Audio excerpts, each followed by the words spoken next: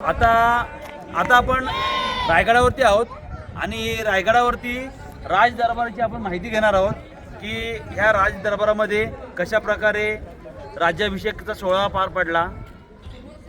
आमची एवढीच इच्छा आहे की ह्या व्हिडिओच्या मार्फत रायगडावरचं जे चित्र आहे शिवकालीन ते आपल्यापर्यंत पोहोचवायचं। श्री प्रदीप आपले सहकारी आपल्याला माहिती देतील आज राज दरबाराविषयी। बोला पुण्यश्लोक छत्रपती श्री शिवाजी महाराज की जय। जय भवानी जय शिवाजी। ज्या जागेवरती आज आपण सगळे उभे आहोत हे रायगडावरचं एक अति महत्त्वाचं ठिकाण। वर्षभरात या जागेला भेट द्यायला लाखो लोक येतात इथे, पण इथे आल्यात की अभिमान होतो, उत्साह होतो आणि या जागेवरची ही धूळ माती उचलून लोक मोठ्या अभिमानाने कपाळी लावतात। तर या जागेवरच छत्रपती शिवरायांचा राज्याभिषेकाचा सोहळा पार पडला आणि त्याच राज्याभिषेकाचं छायाचित्र पोस्टर दिसलं की मोठ्या अभिमानाने आपण घराच्या भिंतीवरती लावतो। त्या पोस्टरमध्ये पाहायला मिळतं तेच वैभव इथे होतं।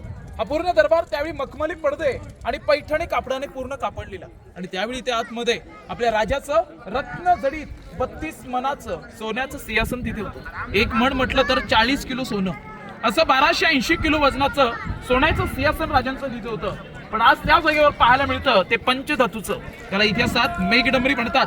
या छत्राची स्थापना 1985 मध्ये केलेली आहे। भारताचे 7वे राष्ट्रपती डॉक्टर ज्ञानी जलसिंग यांच्यातून त्या मेघडंबरीचं उद्घाटन केलं आणि त्या मेघडंबरीच्या आतमध्ये जी मूर्ती आहे राजांची, ही मूर्ती 6 जून 2009 मध्ये राजांचे वारसदार कोल्हापूरचे जे युवराज छत्रपती संभाजी राजे आणि 6 जून 2009 मध्ये ती मूर्ती बसवली। त्या सिंहासनाच्या खाली जर आडव्या रांगेमध्ये ज्या खिडक्या पाहतो त्या खिडक्यांच्या आतमध्ये जो दगड आहे त्या दगडावर सोन्याचं सिंहासन होतं। पण हा सिमेंट चौथरा जो बांधलाय खालचा तो श्री शिवाजी रायगड स्मारक मंडळ पुणे यांच्या वतीने 1926 साली चौथरा बांधलाय।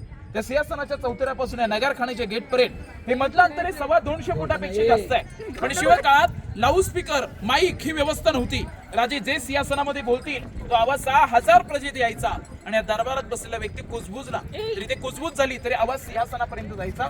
असं इकोसिस्टीम होतं। वास्तुशास्त्र याला म्हणतात ध्वनी चमत्कार। म्हणजे राजे बोलतील ते प्रजेत कळावं आणि प्रजेत एखादा कुजबुजला तर ते काय कुजबुजतायत ते राजापर्यंत कळावं, असं इकोसिस्टीम इथे पाहायला मिळतं। आणि ते राजे छत्रपती होणार तो आनंदाचा क्षण पाहायला आलेली 6000 प्रजा बसली होती।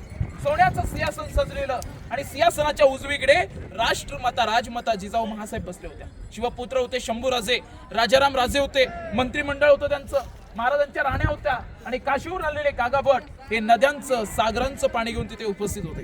राजे पहाटे 4ला उठले, राजवाड्यात स्नान केलं, शाही पोशाख अंगावर परिधान केला, कपाळी चंद्रकोर आणि डोक्यावर राजांच्या जिरेटो, गळ्यामध्ये कवड्याच्या माळा, देवदर्शना व्हावीत म्हणून गड दैवत शिरकाई मातेच्या देवळात गेले आणि शिरकाईला नमस्कार केला।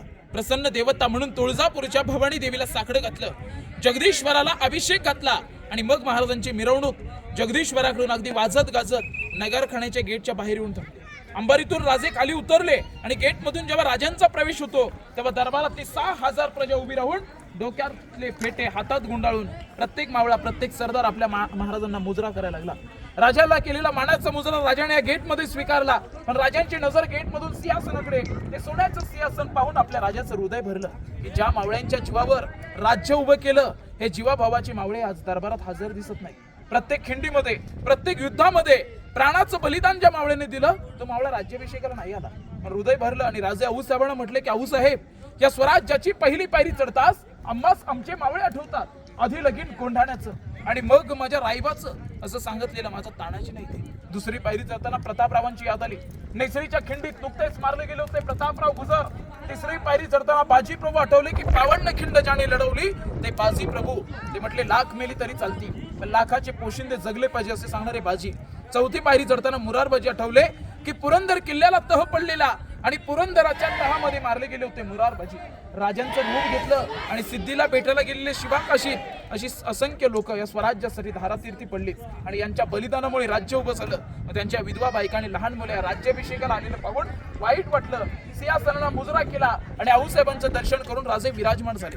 नगारखान्यावर नगारे तुतारे चौघडे सनई वाजल्या, रायगडाच्या मुख्य प्रवेशद्वारावर 21 तोफांचा आवाज झाला, सह्याद्रीचे कडे जागे झाले, रायगड आनंदाने धुमधुमला आणि राजसभेमध्ये गर्जना झाली की महाराज प्रौढ प्रताप पुरंदर क्षत्रिय कुलावतांस सिंहासनाधीश्वर महाराजाधिराज श्रीमंत योगी श्री श्री श्री राजे शिवा छत्रपती श्री शिवाजी महाराज की जय. जय भवानी जय शिवाजी. अशा गर्जना अशा घोषणावत राज्याभिषेक झाला आणि येणाऱ्या प्रजेचं स्वागत व्हावं म्हणून गेटच्या बाहेर समोरच्या बाजूला हत्ती आणि घोडे उभे केले होते. राजांच्या राज्याभिषेकाला इथे ब्रिटिश आला होता, किल्ल्यावर इंग्रज आला होता त्यावेळी, आणि इंग्रज गड चढून येताना थकून गेलेला. त्याला प्रश्न निर्माण झाला की बाबा 2 पायाचा माणूस मी किल्ल्यावर येताना थकलो, 4 पायाचे बलाढ्य प्राणी हत्ती इथपर्यंत आले कसे? तर हत्तीसारखा दणकट प्राणी इथे येणं कठीण, हत्तीसारखा प्राणी येणं शक्य नव्हतं. पण राजे फार ग्रेट होते, बुद्धीने चालाक होते. आता या राजांची दूरदृष्टी त्या इंग्रजाला काय करणार? म्हणजे राजांनी हत्तीची पिल्लं आणलेली आणि पिल्लांना गडावरच मोठं केलं. हत्ती येणं शक्य नव्हतं म्हणून लहान पिल्लं आणली हत्तीची आणि गडावर मोठं केलं. आता इंग्रजाला काय करणार? तो इंग्रज गुजरा करायला लागला महाराजांना. म्हणून म्हणतात झुकल्या वाकल्या गर्विष्ठ माना याचं शिवमंदिर. इंग्रजांसारखी लोक पण इथे महाराजांना मोजरा करतात. आणि याच दरबारात महाराजांनी हिराचा सत्कार केला होता. जी हिरकणी आपल्या बाळासाठी पश्चिमेचा कडा उतरली, तिचा या दरबारात सत्कार झालाय. म्हणून एक कवितेतून तुम्हाला त्या हिरकणीचा इतिहास ऐकवतो. कविता अशी आहे की रायगडावर राजधानी ती होती शिवछत्रपतींची, आणि कथा सांगता येते अजून तेथील हिरकणी बुरुजाची. वसले होते गाव तळासी वाळुसरे या नावाचे, आणि राहत होते गरीब कुटुंब गरीब धनगर गवळ्याचे. आई बायको ताना मुलगा कुटुंब होते छोटेसे, आणि शोभेत होती हिरा नाव त्या तडपदार गरवालीचे. सांज सकाळी हिरा येत असे दूध घेऊन गडावरी, चालत होती उपजीविका त्या लेकीच्या धंद्यावरती. एक दिवशी दूध घालता हिरा क्षणभर विसावली, पण ध्यानी नाही आलं मणी कधी ही सांज वेळ टळून गेली. सूर्यदेव हा मावळतील जाता बंद झाले या गडाचे दरवाजे, आणि मनात भ्याली हिरा म्हणाली घरी तान बाळ माझे. हात जोडून करी विनंती गडकरी खाली जाऊ द्या मला, पण गडकरी म्हटले नाही आज्ञा शिवरायांची आम्हाला. बाळाचे आठव्य झाली माय मावळी वेडी पिसी, आणि कडा उतरुणी धावत जाऊन आपल्या बाळाला ती घेई कुशी. आतून धाडस पाहून आपले राजे स्तंभित झाले, आणि साडी चोळी त्या हिरास देऊन प्रेमाने सन्मानित केले. कड्यावरती त्या बुरुज बांधला साक्ष आईच्या प्रेमाची, आणि कथा सांगता येते अजून तेथील हिरकणी बुरुजाची. कथा सांगता येते अजून तेथील हिरकणी बुरुजाची. हिरकणी आपल्या बाळासाठी उतरली.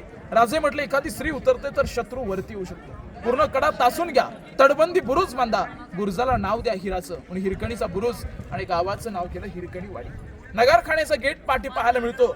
52 फूट उंच गेट आहे, 40 फूट रुंद आहे. पण लांबून पाहिला की मुंबईला बांधलेले गेट ऑफ इंडिया दिसतं.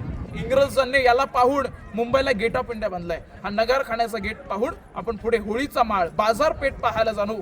बोला पुण्यश्लोक छत्रपती श्री शिवाजी महाराज की जय.